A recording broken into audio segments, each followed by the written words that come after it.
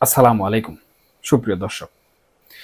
বাংলাদেশের রাজনৈতিক মঞ্চে এই মুহূর্তে সবচেয়ে আলোচিত ঘটনা হলো কমনওয়েলথের মহাসচিব শার্লি বাজিউর সফর। ঠিক যখন দেশের মানুষ একাদশ জাতীয় সংসদ নির্বাচন কেমন হবে তা নিয়ে দুদুল্যমানতায় ভুগছে, ঠিক সেই মুহূর্তে তার এই 4 দিনের সফর শুধু কূটনৈতিক মহলে নয়, দেশের সাধারণ মানুষের মধ্যেও ব্যাপক কৌতূহল সৃষ্টি করেছে। এই সফরের মূল বার্তা কি ছিল? 7টি প্রভাবশালী দেশের পক্ষ থেকে নির্বাচনের আগে কি ধরনের বার্তা দেওয়া হলো? আর সবচেয়ে বড় চমক, আওয়ামী লীগের মতো একটি দল যার সব ধরনের কার্যক্রম বর্তমানে নিষিদ্ধ রয়েছে, তাদের সাথে কিভাবে অনলাইনে একটি বৈঠক হলো। এই সব বিষয় নিয়েই আজ আমরা বিস্তারিতভাবে আলোচনা করব এবং গুরুত্বপূর্ণ তথ্য জানার চেষ্টা করব। যদি আমরা শার্লি বাজিউর সফরের দিকে তাকাই, তবে দেখব এর সবচেয়ে গুরুত্বপূর্ণ অংশটি ছিল একটি নির্দিষ্ট শব্দ, ইনক্লুসিভ বা অন্তর্ভুক্তিমূলক। তিনি ঢাকা থেকে বিদায় নেওয়ার আগে অন্তর্বর্তীকালীন সরকারের প্রধান উপদেষ্টা ডক্টর মোহাম্মদ ইউনূস এবং প্রধান নির্বাচন কমিশনারের কাছে এই একই বার্তা পৌঁছে দিয়েছেন। বিষয়টি শুধুমাত্র মুখের কথা বা সেলফ সৌজন্যের বার্তা ছিল না। তার ফেসবুক পোস্টগুলোর দিকে তাকালে বোঝা যায় এই বার্তাটি ছিল অত্যন্ত কৌশলী এবং ইঙ্গিতপূর্ণ। তিনি যখন প্রধান উপদেষ্টার সঙ্গে সাক্ষাতের ছবি দিয়ে লেখেন সকলের জন্য একটি ইনক্লুসিভ, ন্যায়সঙ্গত এবং সমৃদ্ধ ভবিষ্যৎ তৈরিতে কমনওয়েলথের সাপোর্ট নিয়ে আলোচনা করেছেন, তখন আমাদের বুঝতে হবে এর মধ্যে একটি গভীর কূটনৈতিক চাপ লুকিয়ে আছে। অর্থাৎ যদি আগামী নির্বাচন সকল দলের পূর্ণ অংশগ্রহণ ছাড়া অনুষ্ঠিত হয়, তবে আন্তর্জাতিক মহলের, বিশেষত কমনওয়েলথভুক্ত দেশগুলোর সমর্থন থেকে অধ্যাপক ইউনূসের সরকার বঞ্চিত হতে পারে। এটি কোনো সরাসরি হুমকি নয়, বরং এক ধরনের কূটনৈতিক সতর্কবার্তা, যা আমাদের দেশের রাজনৈতিক উত্তরণের ক্ষেত্রে তার গুরুত্বপূর্ণ প্রমাণ করে। একইভাবে প্রধান নির্বাচন কমিশনারের সাথে বৈঠকের পরেও তিনি অন্তর্ভুক্তিমূলক ও বিশ্বাসযোগ্য প্রক্রিয়ার উপর জোর দিয়েছিলেন। তিনি সুনির্দিষ্টভাবে উল্লেখ করেছেন সকল বাংলাদেশের পূর্ণ অংশগ্রহণের সুবিধার্থে কমনওয়েলথ কিভাবে সহায়তা করতে পারে তা নিয়ে আলোচনা হয়েছে। খেয়াল করে দেখুন, সরকারের পক্ষ থেকে বলা হচ্ছে অবাধ, নিরপেক্ষ ও বিশ্বাসযোগ্য নির্বাচন, কিন্তু কমনওয়েলথ মহাসচিব জোর দিচ্ছেন ইনক্লুসিভ এবং পূর্ণ অংশগ্রহণের উপর। এই দুটি শব্দের পার্থক্যই বর্তমান রাজনৈতিক প্রেক্ষাপটের আসল চিত্রটি ফুটিয়ে তোলে। এক পক্ষ যেখানে কেবল কারিগরি দিক অর্থাৎ ভোটের সুষ্ঠুতা নিয়ে চিন্তিত, অন্য পক্ষ সেখানে নির্বাচন প্রক্রিয়ার বৈধতা এবং জনগণের অংশগ্রহণের বিষয়টি নিশ্চিত করতে চাইছে। এটি হলো এই সফরের সবচেয়ে বড় কূটনৈতিক সাফল্য, কারণ তিনি সুকৌশলে তার বার্তাটি সবার কাছে পৌঁছে দিয়েছেন। তবে এই সফরের সবচেয়ে চাঞ্চল্যকর দিক হলো তার রাজনৈতিক দলগুলোর সাথে বৈঠক। তিনি শুধু দেশের প্রধান রাজনৈতিক দলগুলোর সঙ্গেই কথা বলেননি, তিনি কথা বলেছেন কার্যত নিষিদ্ধ থাকা আওয়ামী লীগ নেতাদের সাথেও। বিএনপি, জামাতে ইসলাম, এনসিপি এবং জাতীয় পার্টির দুটি অংশের সাথে তিনি সশরীরে বৈঠক করেছেন।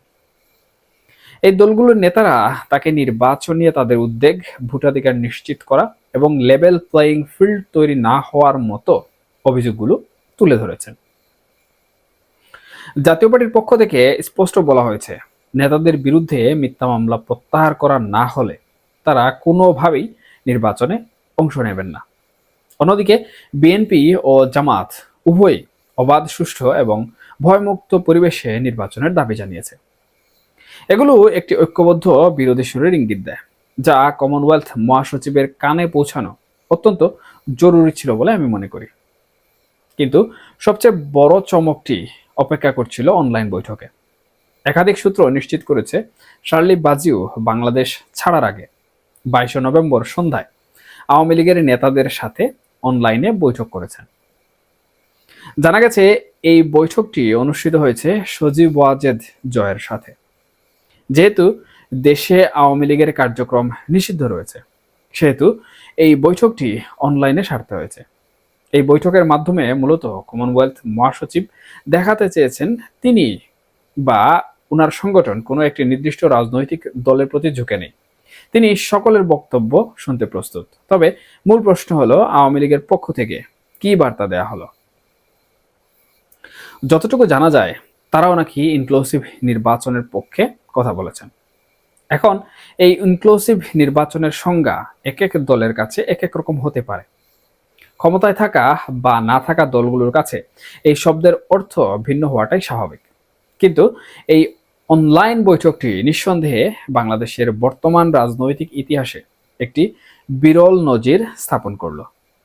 এই সফরের আরেকটি গুরুত্বপূর্ণ দিক ছিল 7টি দেশের হাই কমিশনের সঙ্গে শার্লি বাজিউর বৈঠক। দেশগুলো হলো যুক্তরাজ্য, কানাডা, ভারত, শ্রীলঙ্কা, পাকিস্তান, মালদ্বীপ এবং মালয়েশিয়া। 7টি দেশের হাই কমিশনারের সঙ্গে একত্রে বৈঠক হলেও সূত্র বলছে অল্প সময়ের জন্য তিনি 3টি প্রভাবশালী দেশের হাই কমিশনারের সঙ্গে আলাদাভাবে কথা বলেছেন। এই বৈঠকটি ছিল এই সফরের মূল ভিত্তি। 7 দেশের প্ল্যান। এই দেশগুলোর মধ্যে 5টি দেশই জোরালোভাবে বলছে বাংলাদেশের আসন্ন জাতীয় সংসদ নির্বাচন অবাধ, সুষ্ঠু এবং অবশ্যই ইনক্লুসিভ হতে হবে। তাদের মূল উদ্বেগটি ছিল স্থিতিশীলতা নিয়ে। যদি সব দল নির্বাচনে অংশ না নেয়, তবে দেশে স্থিতিশীলতা নাও আসতে পারে। আর যদি তাই হয়, তবে এই দেশগুলোর বিনিয়োগ ঝুঁকিতে পড়বে। অর্থাৎ এই বার্তাটি শুধু গণতন্ত্র রক্ষার বার্তা নয়, বরং এটি অর্থনৈতিক এবং আঞ্চলিক স্থিতিশীলতা রক্ষার বার্তা, যা বহির্বিশ্বের জন্য খুবই গুরুত্বপূর্ণ। সুতরাং দেখা যাচ্ছে শার্লি বাজিউর সফরটি বাংলাদেশের অন্তর্বর্তীকালীন সরকারের জন্য একটি অত্যন্ত গুরুত্বপূর্ণ বার্তা দিয়ে গেল। তিনি শুধু কমনওয়েলথের নিজস্ব কথা বলেননি, বরং তিনি এই সংগঠনের অন্যান্য প্রভাবশালী সদস্য এবং প্রতিবেশী দেশগুলোর একটি সম্মিলিত প্রত্যাশাকেই সামনে তুলে ধরেছেন। এই আন্তর্জাতিক চাপকে সরকার কতটুকু গুরুত্ব দেবে, সেটাই এখন দেখার বিষয়। একদিকে যেমন সরকার অবাধ ও সুষ্ঠু নির্বাচনের প্রতিশ্রুতি দিচ্ছে, অন্যদিকে আবার কমনওয়েলথ মহাসচিবের মতো উচ্চপদস্থ ব্যক্তি বারবার পূর্ণ অংশগ্রহণ এবং ইনক্লুসিভ শব্দের উপর জোর দিচ্ছেন। এই দুই ধরনের বক্তব্যের মধ্যে সূক্ষ্ম পার্থক্য থেকেই বোঝা যায় এখনো অনেক কিছুর সমাধান হয়নি। সামনে হয়তো আরো আন্তর্জাতিক মহল থেকে একই ধরনের বার্তা আসবে।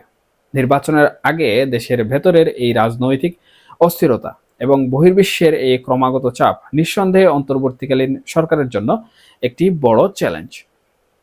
বিশেষ করে যখন সরকারের পক্ষ থেকে সংস্কারের কথা বলা হচ্ছে, তখন এই বিদেশি বার্তাকে পাশ কাটানো তাদের জন্য বেশ কঠিন হবে। সংস্কারের নামে তারা কি পদক্ষেপ নেয়, সব দলকে কিভাবে এক মঞ্চে নিয়ে আসে এবং ভোটাধিকার নিশ্চিত করার জন্য কি ধরনের পরিবেশ তৈরি করে, তার উপরেই নির্ভর করছে বাংলাদেশের রাজনীতির ভবিষ্যৎ পথ চলা। তার মানে আমরা এটা ধরে নিতে পারি, নির্বাচনের আগে আওয়ামী লীগের উপর থেকে নিষেধাজ্ঞা তুলে নিয়ে তাদের নির্বাচনে আসতে দেওয়ার একটি পরিকল্পনা চলছে। তবে প্রশ্ন হলো, সেখানে কি শেখ হাসিনা এবং মামলা ও দণ্ড যাদের উপর রয়েছে, তারা কি নির্বাচনে অংশগ্রহণ করতে পারবে?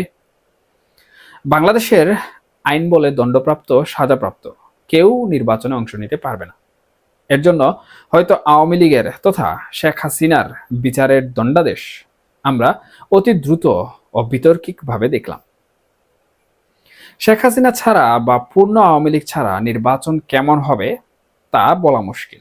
তবে আওয়ামী লীগ নির্বাচনে আসতে পারাটাই এই মুহূর্তে তাদের জন্য অস্তিত্ব বাঁচানোর লড়াই। এতে যেমন দেশ শান্ত হবে, তেমনি রাজনৈতিক স্থিতিশীলতা আসবে।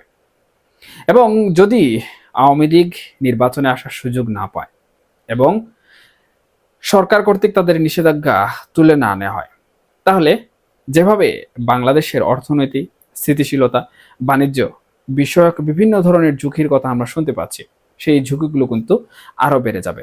এর পাশাপাশি আমাদের দেশের যে স্থিতিশীলতা রয়েছে, সেই স্থিতিশীলতাও অনেকটা মুখ থুবড়ে পড়বে।